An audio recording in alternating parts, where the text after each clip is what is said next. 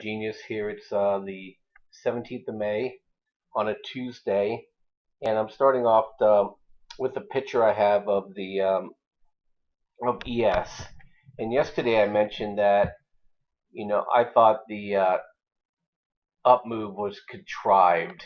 Obviously it was Germany was closed, and so it looks like they used Warren Buffett to jack the markets, and and they did. And but that last hour kind of gave me a little bit of an insight as to I think the strength of it. And just to show you a couple things here, what I do every day is that I put the overnight highs and lows in. This is for today, and when it um,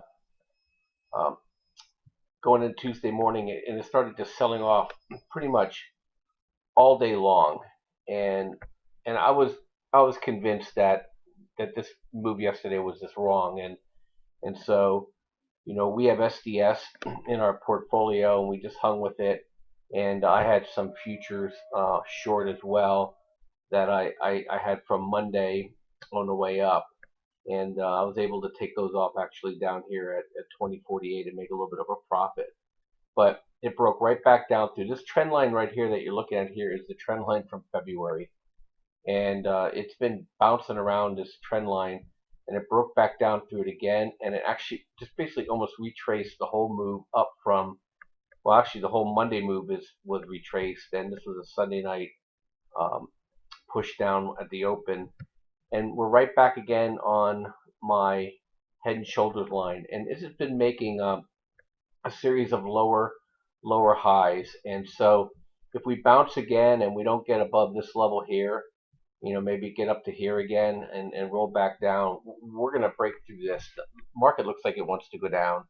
And as I've said before, the next 6 weeks is the second weakest time in the cycle for stocks, and we just have a lot going on. Today the Saudi Arabian news came out, and the Fed is, I don't know what game they're playing, talking about raising rates. They're basically out of their mind. They're never going to raise rates, and so the market is just really jittery. And then we go into June, and we have the Britain exit vote, which it seems anymore the more and more they try to scare people. I think people are just being done being scared, and that's a bad place for politicians to be. The reason Trump is doing as well as Trump is doing is not necessarily because people love Trump, but they hate everybody else. They hate being lied to, and they hate being manipulated, and they hate being told what is good for them when they see it obviously is not. And so it's going to get really, really, really volatile as close we get to the elections. And so I'm expecting this to break down.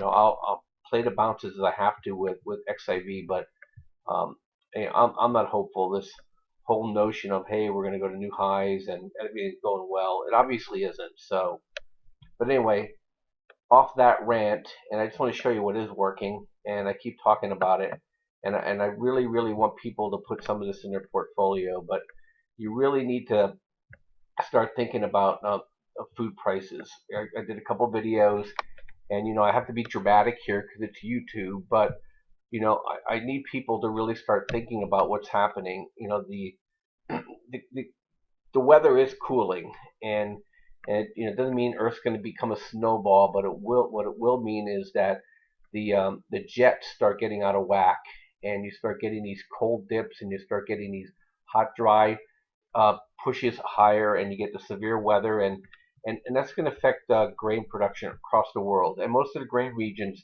are pushed pretty close to the northern latitudes, and so the marginal production is definitely going to get affected.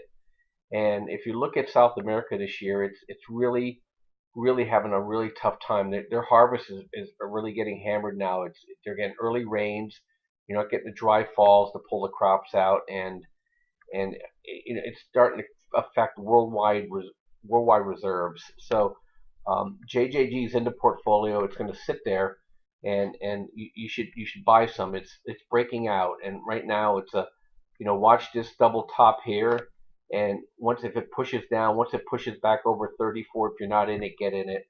Same with DBA. DBA is a little bit more of a, excuse me, DBA is a little bit more of a diversified ETF, and it's just nice and steady climber. You know, these are, you put these two in your portfolio, you're going to have 20 to 50% return next year on these for sure.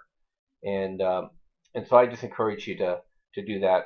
And I think that's pretty much what I want to talk about today. You know, I keep banging on GLD and Dust and you know, with quote unquote the dollar strengthening with the potential of a higher interest rate. You know, gold topped here, and it's just having a hard time making progress, and we're really overbought. And so I'm expecting at some point here pretty soon that we're going to get a push down, and you know, and I'm looking to have it go back to at least hit the VWAP area here around 120. I'm not looking for anything catastrophic, you know, but I've been pretty wrong on this the whole time. There's been no pullback. It's so persistent. And the same with Dust. Dust has been really hard. GDX is probably better to look at. Is just grind. But the same thing with GDX.